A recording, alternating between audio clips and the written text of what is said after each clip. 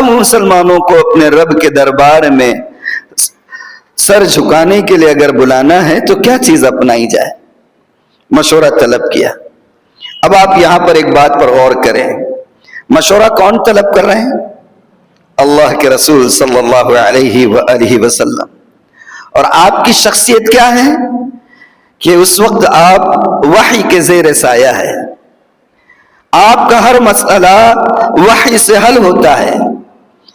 دینی معاملات ہو یا کوئی اہم معاملات ہو، اللہ تعالیٰ کی طرف سے براہ راست آپ کو احکامات آتے ہیں اور آپ اللہ سے احکامات طلب بھی کر سکتے تھے، لیکن آپ اللہ کے رسول کی پوری سیرت پڑھ جائیے، آپ کو یہ دیکھ کر، پڑھ کر اور سن کر حیرت ہوگی کہ اجتماعی معاملات میں اگرچہ کہ آپ وحی کے زیر سایہ تھے اور اگرچہ کہ آپ ایک ریاست کے سربراہ تھے، مدینے کی ریاست کے سربراہ آپ ہی تھے، کون تھا جو آپ کی بات کو کاٹ سکتا تھا؟ کاٹنا تو دور کی بات ہے، آپ کی بات پر اشکال بھی کوئی پیدا کر سکتا تھا؟ بھلا کوئی نہیں تھا۔ لیکن اجتماعی معاملات جتنے ہوتے، اللہ کے رسول صلی اللہ علیہ وآلہ وسلم مشورہ طلب کرتے تھے صحابہ سے۔ وَشَاوِرْهُمْ بِالْأَمْرِ، قرآن میں بھی اس کا حکم ہے کہ آپس کے معاملات کے لیے اور انتظامی معاملات کے لیے، مذہبی معاملات کے لیے آپ ان سے مشورہ کیجئے، اور اللہ کے رسول صلی اللہ علیہ وسلم مشورہ طلب کرتے تھے۔ چنانچہ اس شعار کو اپنانے کے لیے بھی آپ نے جو ہے مشورہ طلب کیا کہ بھئی کیا شعار اور کیا طریقہ اپنایا جائے۔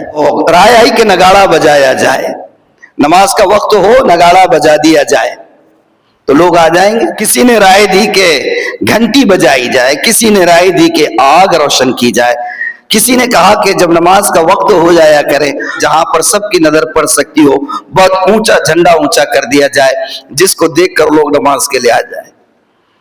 اللہ کے رسول صلی اللہ علیہ وآلہ وسلم نے ان میں سے کسی رائے کو قبول نہیں کیا۔ کیوں قبول نہیں کیا؟ اس لیے کہ میں آپ کو بتا چکا ہوں کہ اسلام اپنی ایک مستقل تہذیب رکھتا ہے، اسلام اپنا ایک مستقل نظریہ رکھتا ہے، اسلام اپنی ایک مستقل فکر رکھتا ہے، اسلام اپنی ایک مستقل تعلیمات رکھتا ہے، اس کا اپنا ایک کلچر ہے، اس کی اپنی ایک آئیڈیالوجی ہے، وہ کسی کی تقلید کو پسند نہیں کرتا ہے۔ اس لیے کہ اسلام آیا ہی ہے دنیا کی فرسودہ تخیلات کو، نظریات کو، تعلیمات کو، افکار کو، آئیڈیالوجیز کو، تہذیبوں کو، کلچر کو ختم کرنے کے لیے، اور ایک منظم تعلیم پوری انسانیت کو دینے کے لیے مذہب آیا ہے۔ اب اگر وہ مذہب جو دنیا کی فرسودہ نظام کو، فرسودہ تعلیمات کو، فرسودہ تہذیب کو ختم کرنے کے لیے آئے اور وہ خود ہی ان فرسودہ نظام اور تعلیمات اور آئیڈیالوجی کی تقلید کرنے لگ جائے تو اس کی تعلیمات کا کیا رہ جائے گا؟ اللہ کے رسول صلی اللہ علیہ وسلم نے کسی بھی رائے کو قبول نہیں کیا۔ اور ابھی یہ مسئلہ چل ہی رہا تھا، یعنی کہ فائنل نہیں ہوا تھا، کوئی ایک بات پر آپ نہیں پہنچے تھے۔ اتفاق ایسا ہوا کہ ایک صحابی تھے حضرت عبداللہ ابن زید، انہوں نے خواب دیکھا۔ خواب کیا دیکھا کہ خواب میں دیکھا کہ ایک شخص جو ہے بہت اونچا پورا اور سبز کلر کے کپڑے پہنا ہوا، وہ جا رہا ہے اور اس کے ہاتھ میں ناقوس ہے، وہ جس کو آپ اور ہم شنگ کہہ رہے ہیں ویسا ناقوس ہے، اور وہ لے کر جا رہا ہے۔ حضرت عبداللہ ابن زید کہتے ہیں میں نے اس کو دیکھا تو میں نے اس کو روک دیا اور میں نے کہا بھائی یہ کہاں لے کر جا رہے ہو، کیا ارادہ ہے، بیچنا ہے؟ تو اس نے کہا ہاں بیچنا تو ہے، تم بولو تمہیں کیا کرنا ہے؟ بولے میں خریدنا چاہتا ہوں۔ اچھا تم اس کو خریدنا چاہتے ہو، کیوں خریدنا ہے، خریدنا کیوں ہے؟ تو حضرت عبداللہ ابن زید کہتے ہیں کہ میں نے یہ کہا کہ ہمارے پاس یہ مشورہ چل رہا ہے کہ لوگوں کو عبادت کے لیے بلایا جائے تو کس طریقے سے بلایا جائے، تمہاری یہ چیز مجھے بہت اچھی لگی، ہم اس کو بجائیں گے تو لوگ سن کر آ جایا کریں گے۔ تو عبداللہ ابن زید کہتے ہیں کہ اس شخص نے جو خواب میں نظر آیا کہا کہ میں دینے کو تو دے دیتا ہوں آپ کو، لیکن اگر آپ کہیں تو میں اس سے اچھی ایک چیز آپ کو بتاتا ہوں، آپ اس کو اپنا لیں، وہ زیادہ بہتر رہے گا۔ عبداللہ ابن زید کہتے ہیں میں نے پوچھا کہ بتائیے وہ کیا چیز ہے؟ تو کہتے ہیں اس شخص نے مجھے خواب میں اذان کے کلمات سکھائے. کیا سکھائے؟ اذان کے کلمات سکھائے کہ جب کبھی لوگوں کو نماز کے لیے بلانا ہے، اللہ کے دربار میں بلانا ہے، تو تم یوں کہا کرو. اور اس نے اذان سکھائی، اللہ اکبر اللہ اکبر اللہ اکبر اللہ اکبر، اشہد ان لا الہ الا اللہ، اشہد ان لا الہ الا اللہ، اشہد ان محمد رسول اللہ، اشہد ان محمد رسول اللہ، حی علی الصلاة حی علی الصلاة حی علی الفلاح حی علی الفلاح، اللہ اکبر اللہ اکبر لا الہ الا اللہ. یہ اذان کے کلمات سکھائے اور ساتھ ہی ساتھ کہا کہ جب نماز کے لیے کھڑا ہونا ہو تو یوں کہا کرے. اور اس کے ساتھ اس نے پوری اذان اسی طرح سے سکھائی، حی علی الصلاح حی علی الفلاح کے بعد قد قامت الصلاح قد قامت الصلاح بھی سکھا دیا.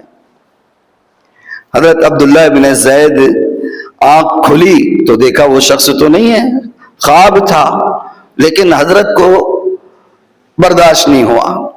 حضرت نے سوچا اللہ کے رسول اس معاملے کو لے کر پہلے ہی پریشان ہیں، صحابہ کو جمع کر کے مشورہ طلب کر چکے ہیں کہ ایسا کون سا شعار اپنایا جائے کہ جس کو سن کر اللہ کے نام پر ایک ہونے والے اللہ کے در پر پہنچ جایا کرے.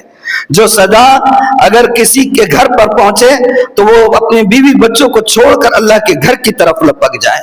وہ صدا اگر کسان کے کان میں گونجے تو کسان اپنی کھیتی کو چھوڑ کر اللہ کے دربار میں پہنچ جائے. اگر صدا تاجر کے کان میں گونجے پہنچے تو تاجر اپنی تجارت کو وہیں چھوڑ کر اللہ کے دربار میں پہنچ جائے. کسی ملازم کو، کسی سرکاری افسر کو، کسی مصروف ترین انسان کے کان میں اگر وہ صدا پہنچ جائے تو اپنی ملازمت کو اور اپنی ساری مصروفیات کو بالائے طاق رکھ کر فوراً اللہ کے گھر میں پہنچ جائے. اس کے لیے تو اس آواز کو منتخب کرنے کے لیے اللہ کے رسول پریشان ہے.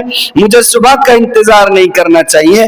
فوراً حضرت عبداللہ ابن زید اللہ کے رسول صلی اللہ علیہ وسلم کی خدمت میں حاضر ہوئے اور حاضر ہو کر عرض کیا، اللہ کے رسول میں نے یہ خواب دیکھا ہے.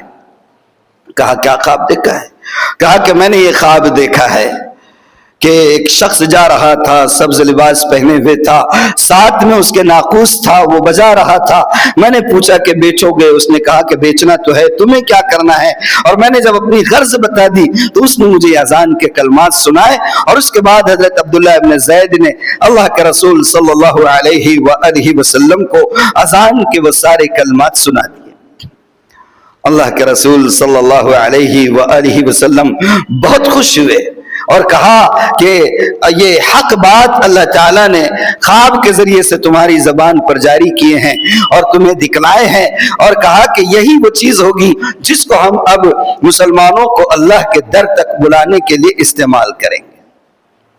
اور اس کے بعد آپ نے حضرت بلال کو بلایا، اس لیے کہ حضرت بلال رضی اللہ عنہ کی آواز اچھی بھی تھی، بلند بھی تھی. حضرت بلال کی آواز اچھی بھی تھی، بلند بھی تھی. عبداللہ ابن زید جنہوں نے خواب دیکھا تھا ان کی آواز بلند نہیں رہی ہوگی. آپ نے حضرت بلال کو بلایا اور حضرت عبداللہ ابن زید سے کہا کہ بلال کو ساتھ لے جاؤ جہاں پر بھی اذان دینی تھی، اور کہا کہ وہاں یہ الفاظ تم بولتے جاؤ اور بلال ان الفاظ کو دہراتے جائیں گے.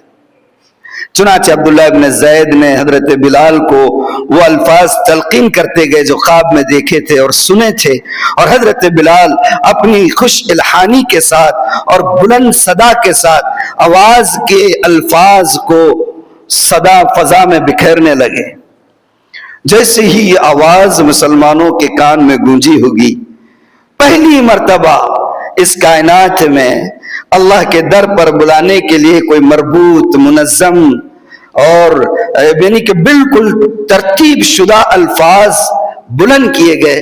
آپ سوچو کہ وہ لوگ جو پورے دل کے ساتھ اللہ کی ندا کو قبول کر چکے تھے، اللہ کی گھر کو بلانے کی آواز ان کے کانوں سے ٹکرائی ہوگی تو ان کے دل و دنیا کی دل اور دماغ کی کا کیا عالم رہا ہوگا ان کے. حضرت عمر کہتے گھر میں پڑے ہوئے تھے، جیسے ہی آواز سنے تو فوراً دوڑتے ہوئے مسجد میں آئے، فوراً دوڑتے ہوئے مسجد میں آئے اور کہا اللہ کے رسول صلی اللہ علیہ وآلہ وسلم ہو بہو یہی الفاظ میں نے بھی خواب میں دیکھے، لیکن میں نے یہ سوچا کہ رات کا وقت ہے، اللہ کے رسول کو کیوں زحمت دی جائے، صبح میں جب ملاقات ہوگی تو کہہ دوں گا، اس لیے میں ابھی فوراً نہیں آیا۔